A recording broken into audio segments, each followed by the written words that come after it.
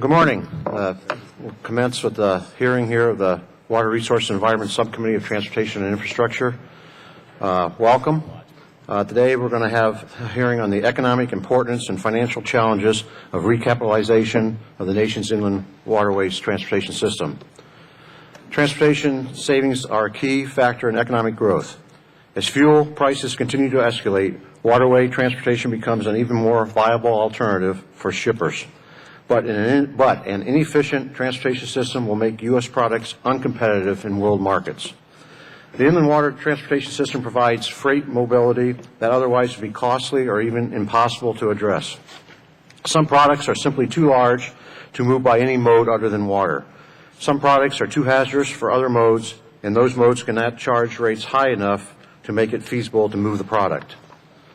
One of our witnesses today, Dr. Larry Bray, will testify that completely diverting cargo from water to rail would require hundreds of thousands of additional rail cars and an additional 2,500 locomotives. If the cargo that currently moves by waterway had to move by truck, it would require an additional 58 million truckloads moving on an already congested highway system annually. Yet the nation's infrastructure, especially its water resources infrastructure, is falling apart faster than we can fix it. After Hurricane Katrina, it became obvious that the warning signs were there all along, and that many experts have been telling us for years that conditions were ripe in the New Orleans area for a disaster. Today, we are getting a similar warning about the nation's inland waterway system of transportation. We have been investing too slowly for too long. 57% of our inland system is more than 50 years old, and 37% of its system is more than 70 years old. It is literally falling apart. Navigation outages along the system are increasing. For instance, the Ohio River outages have increased from 25,000 hours in 2000 to 80,000 hours today.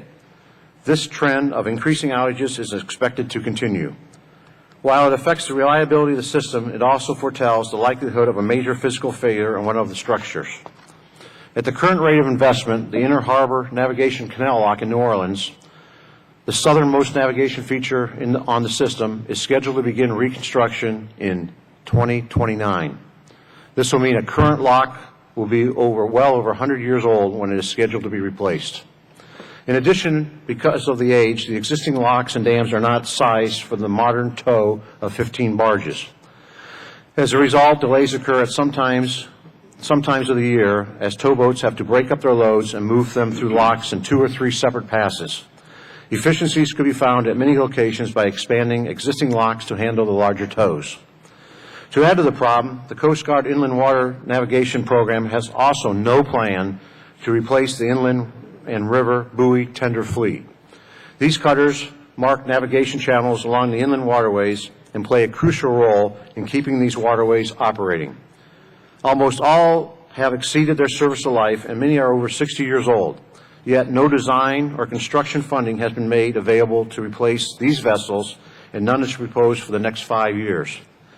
Conditions are so bad in so many places, it may be impossible to avoid a major shutdown of a few months or a few years somewhere in the system. Finding alternative ways to move cargo would be expensive, if not impossible. And if transportation costs are to go up, competitiveness of American products in the world market goes down. So addressing the infrastructure needs of the inland water system is not about economic benefit to a few barge companies. It is about keeping American farms and businesses competitive and growing American jobs. Letting the inland water system decline further would be an economic disaster to add to the nation's already significant fiscal problems. Movement of goods is going to increase in the future, and we can expect more demands on our inland waterways transportation system. Having an inland water system that is a viable alternative will keep costs down among all modes of transport. If you take inland waterways out of the mix in terms of transportation options, costs go up and American products become less competitive in the global marketplace, and that means lost jobs. That is why I can say I am a fiscal conservative, and I support investing in America where those expenditures stoke the fires of our economic engines and create jobs throughout our economy. Sadly, other than the Inland Waterways User Board, few realize the state of our infrastructure. And while I do not agree with all parts of their plan, at least the Users Board has delivered a recapitalization plan to the nation that calls for reinvestment in the system. For a tiny percentage of the $1 trillion failed stimulus program of 2009, or the $450 billion job program recently suggested by the administration, we could spend the $8 billion necessary to recapitalize the inland water system, that is to finish the projects under construction and begin to finish the slate of authorized projects. I think we need to make investments in inland waterway infrastructure and other investments that will multiply jobs throughout the economy. Many of the recent suggestions that come from the administration and elsewhere call for expenditures on projects that simply create short-term construction jobs with little or no economic benefit coming from the project being built. I welcome our witnesses today, our hearing today, and look forward to hearing from each of you. At this time, I now yield to my ranking member, Mr. Bishop, for remarks that you may have. Thank you very much, Mr. Chairman. I thank you for holding another hearing to highlight